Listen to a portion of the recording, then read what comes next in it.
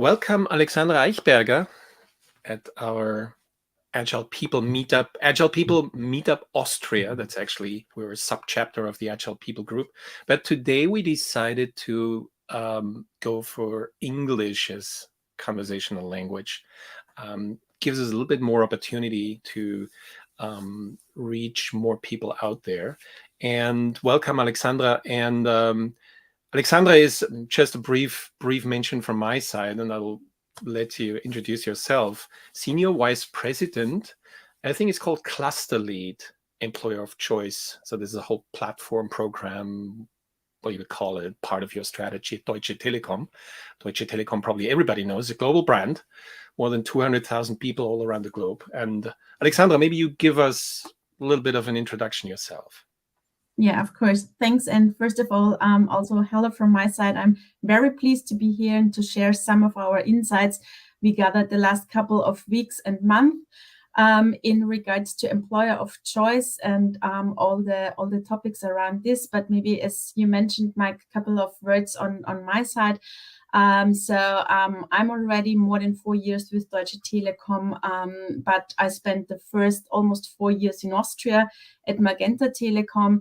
In this role, I was responsible for the merger, so the cultural integration of former T-Mobile Austria and UPC Austria. And at the end of last year, I moved to the headquarters of Deutsche Telekom, and we built up a new team, which is now tackling the topic employer of choice. And here we are having two main foci. The one is talent attraction, so really everything to get new people on board. But we are also focusing on talent retention, because it's even much more important to keep people who are already with the company. So this is why we have a very holistic approach, looking on the external, but also on the internal side of employer of choice. Brilliant. Thanks for this introduction. So a huge shift in terms of responsibilities, right? Because it's now obviously positioning the brand of Deutsche Telekom all across the world, so that people actually have an understanding who is that I would potentially, I would say, fall in love with, but spend a lot of my time with. Actually, it is. In my former times at Magenta Telekom, I was also responsible for employer branding. So we also implemented the new Magenta brand and therefore also the new employer on the Austrian market. So I do have already experience in this. But of course, now being responsible for 220,000 people, European focus, but also US, that's a totally different scale and size. So that's very interesting. And as you mentioned, Deutsche Telekom is known by almost everyone, and also our local brands are very strong. But when it comes to employer brand, we see that we are facing big challenges at the current market, because competition is very, very intense, as probably everyone knows who is in the session right now.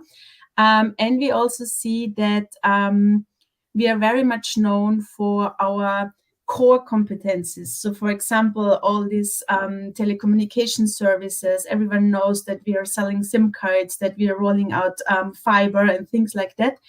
But especially when it comes to the new areas, when we are talking about software engineering, data, AI, and all these things, we are not very much known for these areas. So especially tech people don't see us as a potential employer due to the fact that they don't know yet what we are all providing on great playground for techies. That's very interesting. I mean, first of all, you mentioned people watching here. So I want to invite everyone to just make use of the chat. It's not only me supposed to, ask questions. We are welcoming everybody with every kind of question you might have around the topic, questions that might come up during the conversation here. And this is an interesting topic already, because positioning a company, which I might say is one of these companies, especially having become known for during the pandemic as critical infrastructure provider, I can imagine, like, shop suppliers, food suppliers, and telecommunication obviously is key, because everybody can imagine if that doesn't work anymore, that would be a drama. That would be basically the biggest risk on earth across a country. And at the same time, you might, and that's the question, whom you're competing against, companies in the Silicon Valley, right? To say, hey, companies like Google, probably not Google, but companies like Google, it's also a little bit on our own, in our own radar. So how do you then manage to approach such a diversity of target groups when it comes to employers or possibly employees? Yeah, actually, you're totally right. So on the employer market, we are not competing with the other telcos. So not at all. That's valid for Germany, but also for the other European countries. So here we are really competing with the big tech brands. So like Google, like Microsoft, all the other big player. So these are the ones who are really our big competitors when it comes to tech talents. And that's exactly also the focus group or the main target group that we are focusing on currently. Because what we see at the beginning of the year, we had a kind of an analysis and we were asking all our segments and countries, what's the demand and what profiles are you looking for and what skills are needed for the future. And what we figured out is that we are currently missing approximately 3,500 tech people at Wow. Deutsche Telekom Group. So this is really a huge amount. Right. And that's why we decided to focus on this target group. Of course, we also need other target groups, like, for example, shop people, sales people, the technicians, etc. But currently with our global HR, employer branding, marketing activities, we're really focusing on the tech profiles. Right. So this sounds like you also, in your position with your teams, you probably have to align and collaborate pretty close with not only those who are in demand now, but those who are actually driving the future strategy of the company, right? Because otherwise you always have a lag behind. So you have to know what is Deutsche Telekom supposed to be in 10 years, and not only now for the next 6 months, right? Yeah, That sounds definitely. pretty challenging to say, hey, we're talking about the workforce of the next 3, 5, 10 years. How does that work? I mean, to stay aligned in terms of business strategy and talent. Well, actually, that's quite tough as we are such a big corporation. Right. It's really difficult to have everyone on board and to be aligned on Right. every single element. But we really found a pretty good way. So as you mentioned, everything's coming down from the strategy. So we are having our new strategy in place, which says that we want to be leading digital telco. And so everything we are doing is aligned with the big strategy. And derived from the corporate strategy, we of course came up with an HR strategy on global level. So where we exactly came out with or raised the question, what are the main areas we want to focus on, what are the main challenges, etc. And then, of course, every single segment or every single country has their own local challenges, which also have to be reflected in the local strategies. So it's really you could call it top-down approach. But when it comes to setting activities, we are very much in co-creation. And I do remember in our last session we had, I think it's already 2 years ago or something like this, Yeah. we were talking about agility. Exactly. And this is, for example, something where we see that also agile mindset, agile instruments helps us very much in creating tailor-made activities for the specific target groups in order to meet their needs. So, for example, we are using, when we do co-creation, we are using sounding boards and things like that to really incorporate the feedback of the techies so that we can ensure that we are delivering new products and services that really meets their requirements. Right. Perfect match, because I was just thinking about strategies, this typical thing where we sometimes miss to talk about when the rubber hits the road. It's one thing to talk about strategy, and it's another thing to respond to change. And as you mentioned, in Agile, we often see this challenge even in normal product management, where there's the product managers, they plan their things, but there's quite a lag between what people are really doing, what the market is doing, and what they're planning for. And so your insights, probably from the Agile journey at Magenta, I can imagine are in this place brilliant or very useful.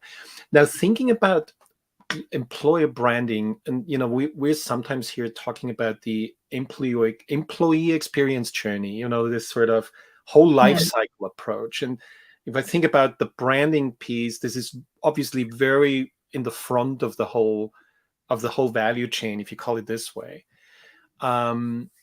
So how do you then make sure that the fulfillment takes place? I mean, this is also an interesting thing, right? To talk about something, hey, we are such a great brand, and then people enter the job, are in the job for 2 years, and then is this something that is part of the whole game, or is that something to come close to? Because again, you're huge, and I can't even imagine how to get something like that covered. Yeah, actually, yes, that's true. We are huge. And so that's why it really needs a great collaboration between all the segments and all the countries. So maybe starting with the employer branding part first, and then going forward to the execution part. What we did is due to the fact that we see this great or this high demand of tech skills, we had a view on our current employer branding strategy and really did a validation if it's still valid, because we implemented it, I think, 3 years ago. And we all know in the last 3 years, there were so many changes, not only on the employer market, but also, for example, on the motivators or the expectations that young people, but also senior tech people are raising. So what we have, for example, seen, and you mentioned it a couple of minutes ago, that we are a critical infrastructure. So that was, for example, something that we have seen during Corona times, that the element of having a secure and safe work environment was ranked very, very high in comparison to the years before. So even young people and tech people have ranked this element much higher. So this gave us a big boost because we are known as a big company that is stable. We are having good results on the numbers. We're having a big history. So here we could really benefit from this shift in the expectation. But there were also other shifts in the expectation of the target group, like, for example, career development. Or personal development, which is very, very important, and which is also one of the main reasons, if you follow studies, that people say, I leave the company because I'm not seeing any possibilities to develop, and that's why I go and take a challenge outside of the company.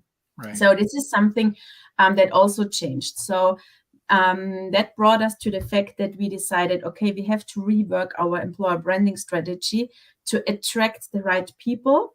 But as you mentioned, also to still be authentic, because it doesn't make sense to promise something and then we are not able to deliver it once they are here.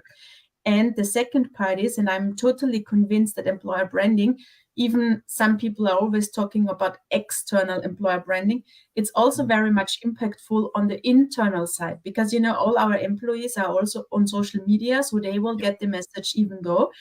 And we also have to ensure that the internal people can also follow the message and can spread them and can act like a multiplicator or something like this.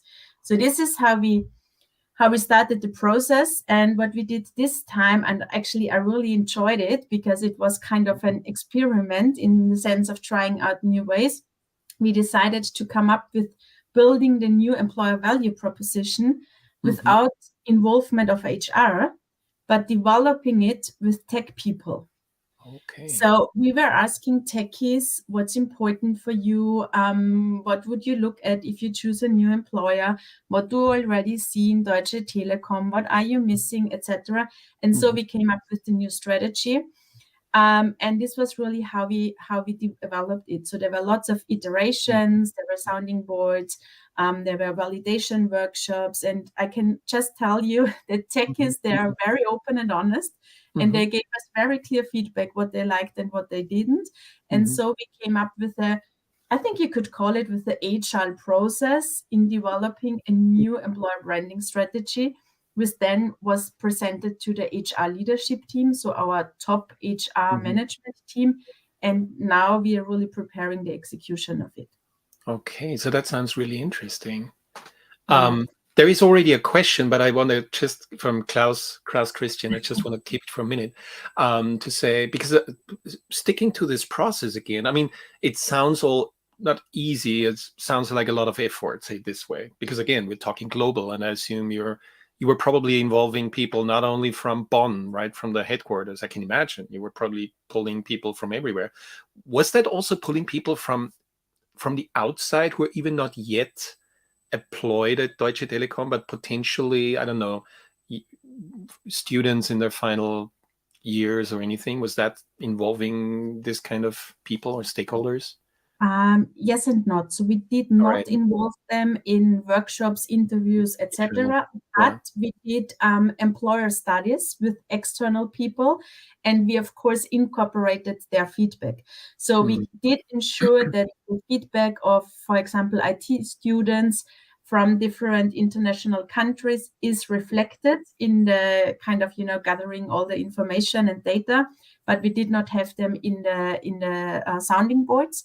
What we did is we had a couple of interviews with people who left Deutsche Telekom. So former employees, because we said it's also important for us to get a better understanding, why did they leave? Was it personal reason or was it something on company side? And that also gave good insights, which we then incorporated into the process. This points to the second question of Klaus. I mean, I'm pulling it in now. It's a little bit, how can I say, challenging or whatever. Because obviously, I mean, when I have a product, I ask customers, I'm even not expecting only positive responses. I'm interested more in those where I find insights. That's why the term. Are there any insights which you could maybe not, specifically individual voices, but more like insights you could share, like, that gave us a hint on why we're not seen the way we want to be seen, because we're seen as a telco, although we want to be seen as a tech innovator or as a digital tech innovator. Did you see some of those things were that coming up? Yeah, but actually, this was not the honest feedback I was mentioning. So this was very insightful input that people gave us. So for example, we discussed with software engineers and asked them, why don't your friends and colleagues and whoever don't apply for us? And then we got it. So it was really getting input from them. What I was mentioning when it came to honest feedback or critical feedback or however you would like it was when we came up during the process. So for example, we took a positioning model, so from the theory, because I think it's always good having a theory in the back where you can have kind of a model so that people get orientation while you're building up something in the way you do it. And here, for example, we decided to say, okay, before coming up with the employer value proposition and having a nice wording, we first have to define what are the strategic pillars that we want to focus on and that we want to stand for as Deutsche Telekom. And to give you a very concrete example, so we from the project team, we came up with 5 strategic pillars, and we have been totally convinced by 2. And we have been pretty sure that 2 don't make it through the final thing, but it was very obvious because it came always and always out of the discussion. So we had to bring it in. And the 5th one was kind of, I'm not sure. And then we gave it into a validation session and we presented it to the techies. And they were very hard on this. So, as mentioned, I was totally convinced that 2 will fail. And 1 has been ranked very, very high. And that was a part of open feedback, culture, diversity, inclusion. So very personally, I thought it's not that important for the techies because probably they will look more on the, challenge and what projects am I working for, etc. But they ranked it very high. And they said that's especially important for us. And that's one of the main drivers to choose a company. And in addition, that's something that Deutsche Telekom already delivers as an employer. So you have to put it in. So our ranking of the 5 strategic elements was mixed up in a totally different and new order, so that at the end we had a new kind of strategic base for the employer value proposition. And here the people have been very honest, like, I don't like it. If you take this wording, I don't go for it. They were very clear. But it was very fruitful for the process. That's interesting. So, Klaus, I hope that answered your question somehow. At least for me, it sounded really honest. And again, we're talking about a global company here, which is registered at stock exchanges. So there is a lot of challenges in terms of legal requirements. So whatever Alexandra is sharing here, we are grateful for, because it's obviously always on a tipping point. And at the same time, what is interesting, the resignation, this great resignation word, I think nobody can hear it anymore, but still, it is this sort of change we've been encountering over the past 2 years, and God knows what we will see in the next 6 months. But there is a lot of industries are affected, and I'm talking about a total different one.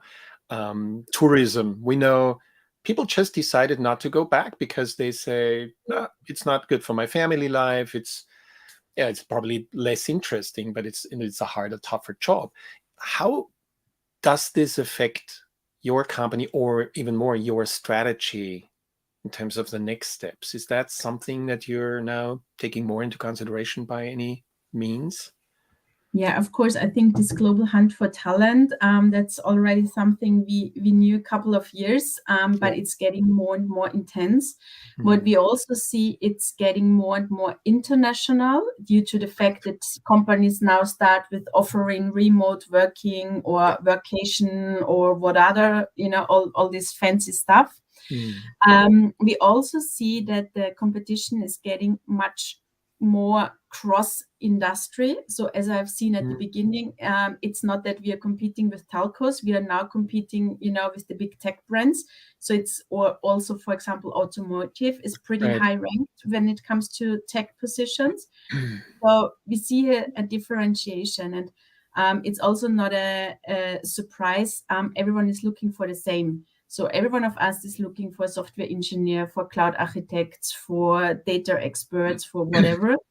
So, of course, we also have to differentiate how to address people or target groups.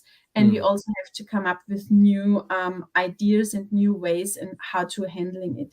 And what we decided at Deutsche Telekom is to focus on 3 elements. The one thing we already mentioned, it's all this employer branding stuff, which is really image building, so the mid or long term. So to be very honest, having a new employer branding campaign will probably not lead to a huge increase in applications, because we all know employer branding takes time. It's kind of a change process. It also has to be long lasting and sustainable. So this is really the thing that we are building on. So to say, we are investing into the future. So that's the mid and long-term perspective. But as mentioned, we are having 3,500 vacancies. So we can't wait till, employer branding is impactful in 2 years. So we also have to do short-term measures, and we call it pipeline building or pipeline filling. So it's really having concrete operational measures in order to fill the pipeline so that we are able to fulfill the positions. Because what we see currently is we are having a quote from 1 to 11. So for one open job, there are 11 applications. And we know from experience and also from studies that you need 1 to 20 to be able to fulfill the position. So there is a big gap. Yeah. And, everyone is looking. So for example, what we are doing here is we currently are increasing our activities when it comes to cooperations with universities in order to gather young people and already think of projects like hire for skill. So hiring young people, then skill them, and then bring them into the function, because we see that the external market doesn't deliver enough senior experts. So we also have to focus on different target groups. What we are also now preparing, for example, is doing a part-time push. So Deutsche Telekom is very flexible when it comes to working conditions and also when it comes to flexible working hours. So we're now preparing a campaign where we want to address people who might not be the first candidate at other companies due to the fact that they only want to do part-time working. But we see there is a big shift. So we see it also in the interviews that people, for example, tell us, I only want to work, 25 hours because I have a hobby which I want to execute, or I want to volunteer, or I want to build up my own startup or whatever. So we have to go with this trend and we have to meet the requirements. So that's why we decided to focus on a campaign which is really pushing this. And the third big thing is, and that's really is very close in alignment with the topic of remote working and international competition. Of course, we do sourcing strategies. So, for example, in the last couple of months, we had a very deep look into different European countries and seeing what's the talent pipeline or the talent offers that are there, and then deciding which country should be used as kind of a, I don't know, you could call it a hub or whatever, where we say, okay, in this specific region, we are building up people with this and that skill set, but in another one, we're going for another. So to give you a concrete example, so currently we are looking at Poland, at Spain. We are already having quite a big bunch of people in India. So, we really try to also use our global reach in filling the pipeline and getting new people in. Oh, that's very interesting. Is that something in relation, especially for your channels and the measures you're taking? Is there any change to the past other than saying, hey, we have more technology now, like social media is more intense? I don't know. Of course, of course, we're totally focusing on social media. That's I think pretty obvious because our target group is there. We are a tech company who pushes digitalization forward. So that's, what we sell, so to say. And it's also easy if you want to address different countries or different regions once. So there's also this scaling effect. But we are also aware that, this classical social media, like, I don't know, LinkedIn, Instagram, Facebook, all this stuff, that's good. But there are also very specific platforms like GitHub or Reddit or whatever, where you find these tech people, which we also have to use. And what we currently, for example, also thinking about is, all these gaming platforms, because we know that people are there. And we are also evaluating, for example, metaverse. So, we are the ones who say we are the ones who are driving technology. So we also have the dream to be the first in trying out the new technology or the new possibilities in our HR department. So currently we are also evaluating metaverse as a kind of recruiting or HR marketing channel. Right, that's interesting. I was just wondering, because you said it, probably tech people you won't find on LinkedIn. I was just trying to say a little bit. It's probably the more specific ones. Klaus already has more interesting questions here. But before, I was just, that's maybe just more like a suggestion, and what wouldn't help your short-term needs of about 3,000 people. Our oldest son just entered secondary school, so gymnasium as we call it in Austria. And obviously you could even go earlier with the whole value chain, not only into university, but already secondary school, and form partnerships with schools and everything. But that's an interesting thing because it's politics, right? It's something where it's hard to involve yourself because there's a lot of politics. But being a critical infrastructure provider, you're somehow anyway involved with politics. So the question even is, given different countries with different, even in the EU, different legislation, how do you handle this? Positioning the brand as a free, flexible company is one thing, and then comes, workers' councils and legislation, which is probably different in Austria, Germany, and the like, than in, for example, Iceland. Is that something that's also you have to take into consideration where you put your emphasis on and have an easier life to get involved with people? Yeah, absolutely. So that's a very important thing. And it's also very important for us, which we take very seriously. So, of course, once we're coming up with ideas on the global level, we always have to do this plausibility checks, to check if it's possible to execute it on the local market. And sometimes there are also local adaptations that have to be made due to local restrictions. Or, for example, there are also products which might not be executed in every single country due to legal restrictions or whatever. Yeah. So what we especially see when it comes to talent attraction, what is really difficult is all this topic of data protection. So for example, if a software engineer is applying in, I don't know, Croatia, then the Croatian colleagues are not allowed to just forward the CV to us in the headquarters, because, you know, that's all data privacy issues.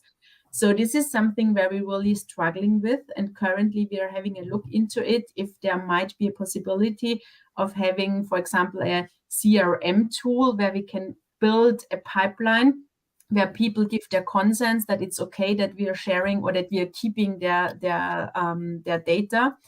But that's, for example, something that really makes it difficult if you start to do cross-country and cross-segment hirings and things like this. Right.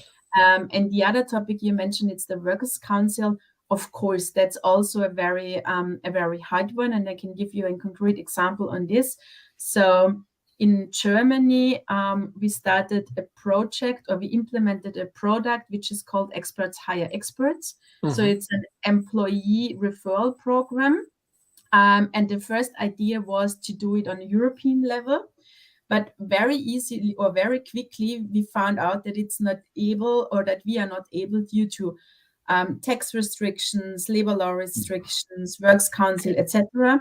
So we decided to do a pilot in Germany with one segment. So we started into systems in one of our entities, and the pilot was now running for, I don't know, 3 or 4 months. And we saw that it's really impactful, and we generate great employee referrals and great candidates for the positions. So that's why we now negotiated the whole product for whole Germany. So for all the entities we are having in Germany, but still it's restricted to the German market. So we are not, for example, it's not possible due to the labor and tax and whatever legislation. It's not possible. So, for example, that an Austrian colleague is recommending someone for Germany and then is getting money for it. So it's, you have to have, and that's how we deal. Of course, it would be great if we would have one single solution for everything, but then you also have to find ways in how you can execute it. And for example, what we will do in a second step is kind of having this guardrails of the product spread to the countries, so that then the countries have a base to negotiate on local level. So at the end, it will not be a global product where everyone can refer everyone everywhere, but still we are having a common sense of who is allowed to refer, what are the conditions, what are the obligations, etc. And then it will be executed on a local level. So this is also a way how you can do it. Wow. So it shows, first of all, your agility on a corporate level, but at the same time, the challenges of becoming the next Google or a competitor of Google, as we mentioned it, just as an example. It's not that easy if you're operating in different countries. There is an interesting question from Klaus. I think that attaches to what you mentioned before, the differentiation, right? I'm not sure how you take this into account, but you mentioned already culture, the company culture. It's a long-term thing to emerge, and obviously to be credibly communicated, not just saying, hey, our managers always show us nice slides, but it's actually what we live up to. And I'm not sure if you have any insight into this. I know there have been experiments, I remember, with, what was it, holacracy years ago at Deutsche Telekom in some areas, it was not the whole company. But are you aware of, let's say, I'm not talking teal. Teal is if I ask people what is teal, we might, enter a different pathway, even rabbit hole. But authority and how we deal with each other, leadership, in terms of empowering people, that's obviously something. Is that something on your agenda when you do employer branding strategies? It is on my agenda, but luckily I don't have to do it on my own. There is a leadership team that is really, tackling all the leadership topics. Also leadership development or whatever. But of course, it's kind of, there's a close collaboration, because I'm totally convinced that recruiting, employer branding, HR marketing, whatever, it's not an HR topic. or an HR responsibility. So from my perspective, HR can only be the one who is kind of facilitating it, who is bringing in ideas, who is, enabling with products, like, for example, experts hire experts, but then the execution has to be done by leaders. So I'm totally convinced every single leader is a talent magnet, no matter if he or she wants to be a talent magnet, and no matter if he or she repels people or he attracts people. But, there's always, it's like you can't communicate. I think it's comparable. You can't be not a talent magnet. The question is just in which direction. Yeah. That's just adding, I'm just putting this in. That was to the question in context of recruiting and making people stay. Yeah. So what we do is, for example, we had an alignment with the leadership team, and we implemented development measures with the title, "How do you become talent magnet?" So there is input from my side, so to say, where I say, okay, this is our employer branding strategy. This is what we want to stand for. This is, and then there comes the leadership team into it and that's your role in the recruiting process and also in the retention process. And these are instruments how you can do it. For example, we do social media enablement sessions with talents, like pimp your own profile and giving them some hints and tips how to be a talent magnet on social media platforms, and things like this. Maybe also coming to the topic of authority in the sense of recruiting. And I'm not totally clear if Klaus, if I interpret your question in the right way, but what we see is that we are having managers who still believe that recruiting is the topic of HR. So they are looking at the recruiters and say, why don't you bring me more of the talents? And why does it take so long? And I have this need and I have this big workload in the team, so please bring me people. And what we now really start to change is, bringing them more into a talent magnet role, making them aware that they're responsible. And here, of course, it's the discussion of who is responsible for what, who can decide what, is it the recruiter, is it the leader? How can we emphasize fast decisions and fast feedback to the talents? So here we really try to implement new ways, and also new hierarchies in the sense of new decision ways. So you see a lot of the questions, a lot of the topics, I mean, they cannot be seen separately, are targeting it at fulfillment. So while we talk about strategy and employer branding and everything, it finally ends up, okay, and how does the fulfillment look like? Because then, as you said, people come back and say, yes, it's a great company, and this is what I refer others to, because that's my experience. And that's what I thought about before while you were telling us about your strategic directions.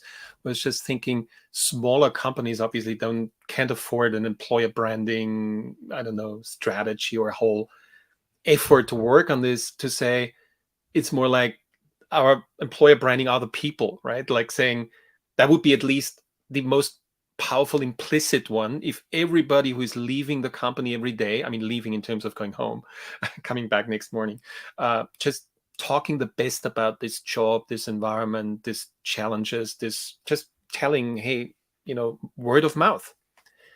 And I'm wondering about one question. I mean, again, it's very hard because if you say tech, even these 3,000 people will be 500 different types of, application areas. But do you have a sense of what these kind of people, what tech people are longing for? You mentioned it before, like where we said, oh, not about emotions, right? And you figured out, oh, it is about emotions. They're longing for, I don't know, psychological safety is a huge word these days. Something where they can, is there a kind of top 3 or anything? Actually, what we did is, apart from the external studies, and I think you mentioned the great attrition, which has been also, there's also a study on this, and all the big consultancies, they are coming up with right. all this paper. So we studied all of them, and we also did employer analysis. We had an external agency who kind of analyzed how Deutsche Telekom is perceived and what's important for the younger people and also the more senior. But what we also did, and that was very interesting, at the beginning of the year, we did approximately 60 interviews with internal techies and asked them what's important for you. And then we came up with, a kind of a consolidation of motivational factors. And what we've seen here is, and it's not ranked by the way I'm naming it, because it was not big enough to say that's the first and that's the second. But what we've seen, what's very important for them is individual career development opportunities. So am I able to develop? And that could be your kind of learning, etc. But it's also, and that was the even more important thing, the challenge that they are facing. So, all our techies were kind of, give me a nut to crack. I want to be challenged by the challenge. And at the end, there is an impact on society. There's an impact for the customer. Right.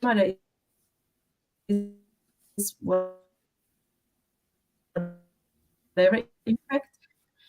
Another thing was, so social belonging in terms of, I want to be part of a global or international network of experts on eye level, so where I can exchange with like-minded people. And especially from techies, we know that they are part of communities, etc. And it's also, when it comes on the internal level, they are really looking for, I don't know, I'm data scientist in Poland. Where is the next data scientists in Romania or in Germany, and how can I exchange with them and learn from and with each other? So all this networking aspect was pretty high. And there was all this, work environment, like mentioned, safe space to work, but of course, also it has to be fair paid and all this stuff. But the big drivers were really the social belonging and career development and opportunities. That's interesting, because it reminds me again about the question Klaus brought up before. I would just say, first of all, what you said about career is the typical problematic thing, like, the vertical development. We don't have as many positions, and we don't want to blow up the hierarchy further just to have another senior, whatever role.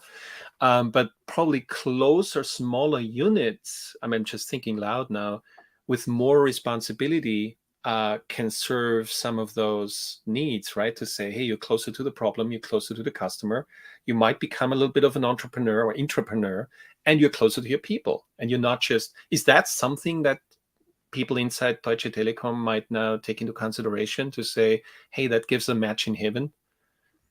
As we are that big, it's a yes and no answer. Yeah. And by the way, there is a question about this culture fit as huge. How do you ever map this? There are parts of the company where we are, classically linear, hierarchical, and that works perfectly, and we will not change that. Right. But there are also, meanwhile, huge areas where we are already working in an agile setting. So, for example, all the IT departments and development areas, they are totally agile. For example, currently we also build a clusters for techies, which will not be only located in Germany, but it will be really European-wide. Yeah. So yes, that's something that we're already doing, and also our local entities. So for example, if we look at Magyar Telekom in Hungary, they are already far ahead in their agile transformation. Also Austria, Magenta Telekom, they are already pretty advanced when it comes to agile transformation and empowerment of people, and putting the decision into the teams and giving them responsibility. So I think we've already done quite a good job on this. But of course, as it is with transformation, we are still not there where we want to be. And there's lots ahead where we really have to improve and also build opportunities for people. Yeah, that's interesting. This question is an anonymous user. We don't have the name here, but it says, with such a wide reach, so obviously global, different markets, huge company, how can you ever talk about it? I'm not sure if he or she talks about culture fit in the terms of application, in terms of knowing how a certain person fits in, or I'm not 100% sure, because that would be probably local context. But there's no one telecom culture, probably, right? Actually, there is and there isn't, right? There isn't. Yeah. What we do have is guiding principles which lead us Yeah. all. So they are really corporate guiding principles, Right. and they are valid for every single country. Right. And that's really something that is spread due to all or through all our countries and all our segments. So here we are very sustainable, very strict on that, and saying that's how Deutsche Telekom is thinking, that's how we collaborate, that is our DNA. Of course, then on a local level, it might be broken down on a more crispy, more practical area. So, for example, there is one saying, this is T, also I'm T, count on me. So all this trust and openness topic. And then it might be that, for example, local entities say, okay, I'm T, count on me means in our region, this and that. So, having it on a more pragmatic and operational level, but still we stick to each other. And people know the guiding principles. So that's really something that we are enhancing. So for example, at the end of September, so next week, there is a Living Culture Day, which will be executed on the whole, also globally. So there will be a digital live session for all employees where our top management is talking about culture, bringing up examples, how we live culture, and having get-togethers on the local entities to bring people together and to talk about culture and how we collaborate. So that's something that for Deutsche Telekom is very important.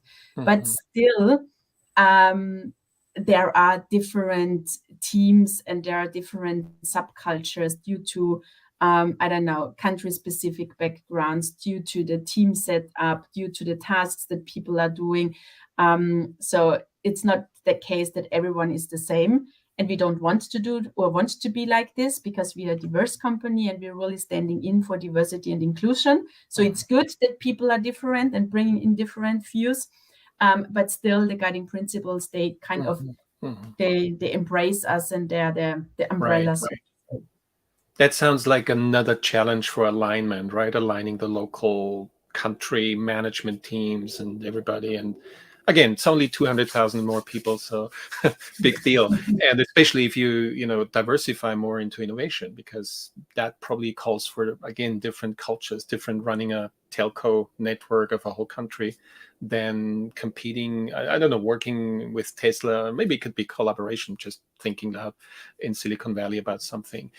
Here is something that is interesting. And I'm not sure if this is still valid, because in preparation of our conversation today, I was researching a little bit the past 2 years, what I found on the internet, and probably most of it is already invalid. First of all, it was not under your control. You were basically still at Magenta at this time, but everything has changed. But there was one thing that was there, I think, in 2019, 20. No, it was 2020.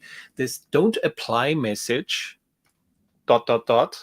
If you just think, average, if you don't think beyond. Is this still something, because I liked it, it somehow attracted me, which Deutsche Telekom is still inviting for, to think different as Apple? I mean, stealing it now, as Apple was saying. Yeah. Actually, this don't apply campaign, it's really not used or not used anymore. A little provocative. No, that's fine. There was another one afterwards, which was I will not stop. And in a couple of weeks, there will be again a new one, because as mentioned, we are currently working on the new. So that's also the reason why I'm not allowed to tell it right now, because it's not finished yet. But what I can say is there will be, of course, a different wording, and there will be a different look and feel, and hopefully it will be surprising, so that people say, oh, wow, that's Deutsche Telekom. But the main message, this don't apply if you think you're average, or if you just want to have a, boring job.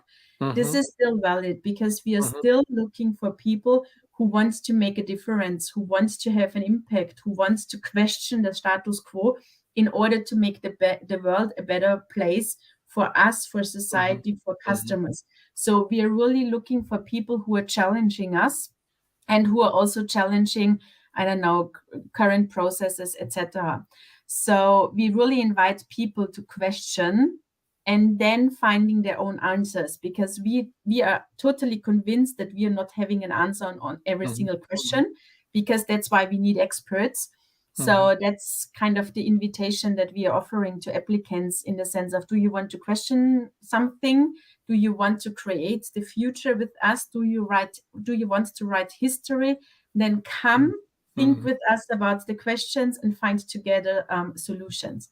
So there is still some similar thoughts behind the campaigns. And that sounds really compelling. I can imagine, especially for young people, for people who are, close to finishing their studies or not. Sometimes employers are as attractive, so they just cancel their studies and switch over.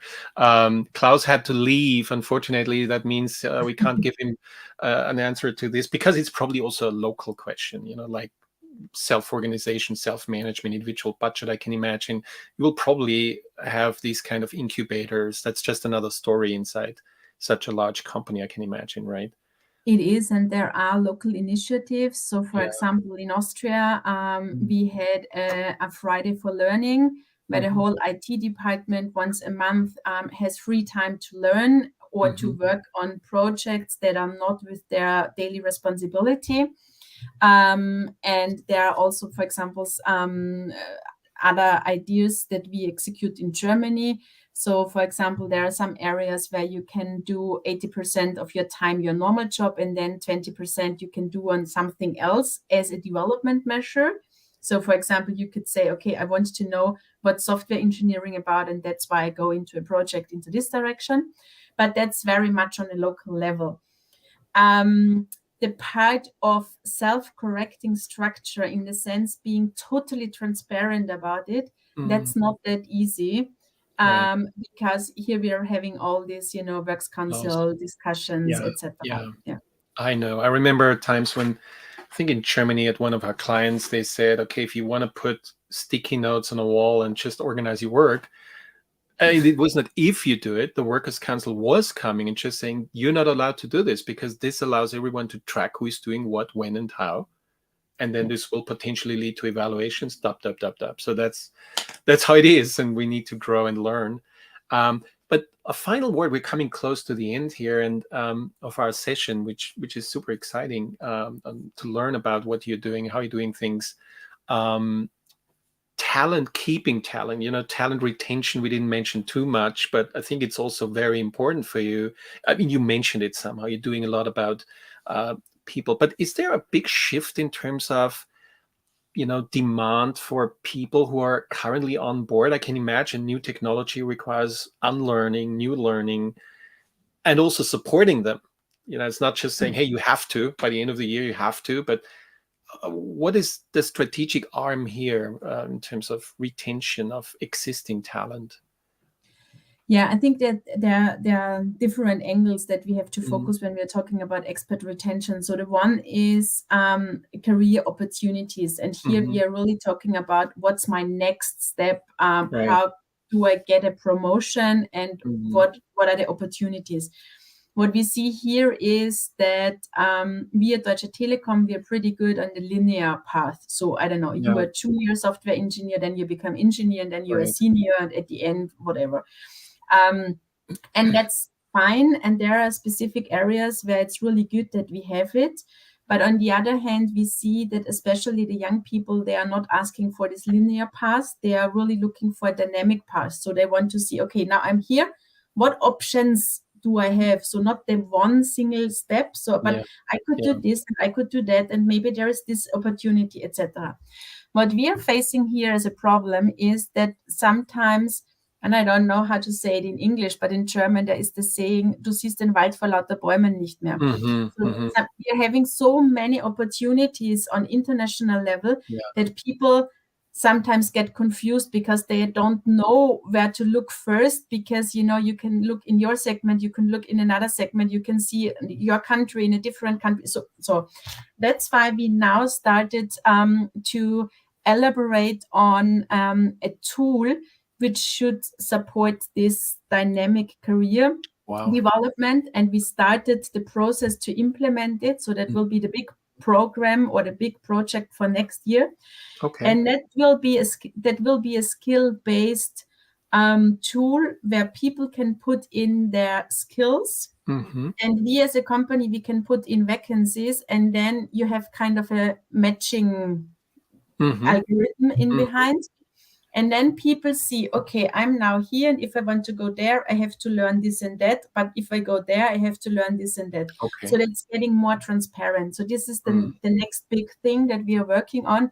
But as mentioned, we just started the project. But I think that's very crucial because, you know, it's the time is over, especially in the tech area, that people do know today what they will do in 5 years. So Yeah, it's yeah.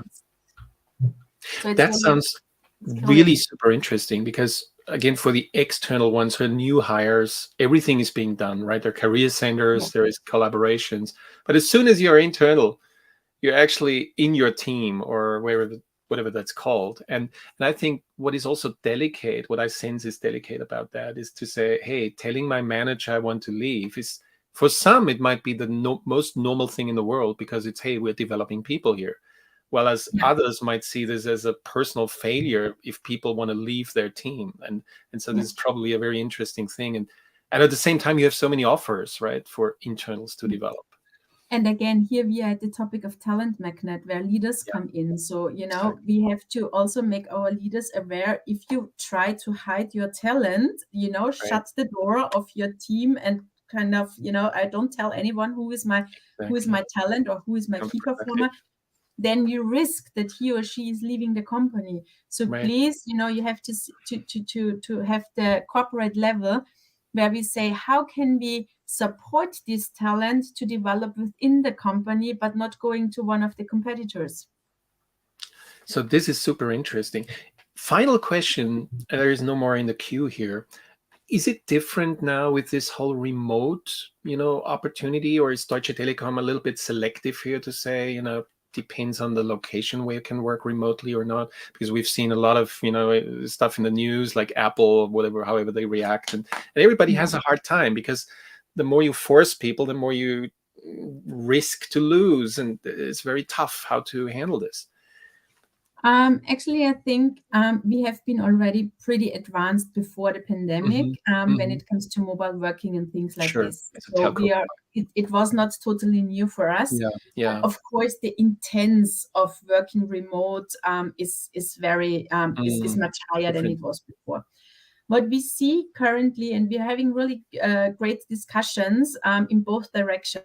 So there are some who say we have to bring people back into the office because it's all about culture. It's about the social belonging. It's the kit that, you know, sticks people to each other. And then there is the other part who says, let's do fully remote because we have to be attractive for techies. So we have to give them whatever they ask for. My personal opinion, and that's really my personal one, and that the Deutsche Telekom opinion is, I think it's the middle. It's like, you know, there are both sides do have their pros and their cons, but I think being on one extreme is not the right answer, and being on the other extreme is not an right answer too. So what I think, and that's also something that I have tried to emphasize with my team, is being remote when it comes to, or when it increases efficiency. So that, you know, for example, project update is much easier to do remote than, you know, meeting people up and whatever, especially when you have an international team, then you also have the travel costs and, you know, all this stuff. But please don't forget the strength and the power of a personal dialogue where really bonding takes place, where innovation can happen, where you can solve complex issues. And I think it's really, you have to find a good and smart way to find working in both, in a let's call it hybrid world. Yeah. That's a very compelling, let's say, position or perspective I would also share and agree with. First of all, there is these polarities we easily trap into, this either or, right? There's a nice book out there, Polarity Management by Barry Johnson, for everybody who's listening might want to look into, which is really about balancing things out and see how they belong together. But at the same time, it depends. And at the same time, and that's my final thing here, it offers tons of opportunities at Deutsche Telekom because you can easier swap maybe from a project in Hungary to Germany and then to Silicon Valley. So this might be the interesting thing here. And I I can only encourage everyone listening and listening later to check out the websites at Deutsche Telekom. Whatever country, I'm not sure, there's probably a central one, and then you can dive into the 3,000 jobs it's currently. So it must be an opportunity for everybody who has a couple of skills available to present them and try to get in there. Alexandra, it was a real pleasure having you. Very, very interesting. And there would be so many other topics. There is another comment here, and I can only support this. Thank you very much for the great insights, and we wish you a lot of success in the upcoming weeks and months, and we are excited what's actually being announced in a few weeks. Me too. So thank you for having me, and if you have any questions, you will find me on LinkedIn and all the other social platforms, so please just send me a message and I'm happy to answer. Thank you very much. We'll make sure to have your contacts also spread and attached to the comments of this session. And for now, wish you a nice remaining day and evening wherever you are.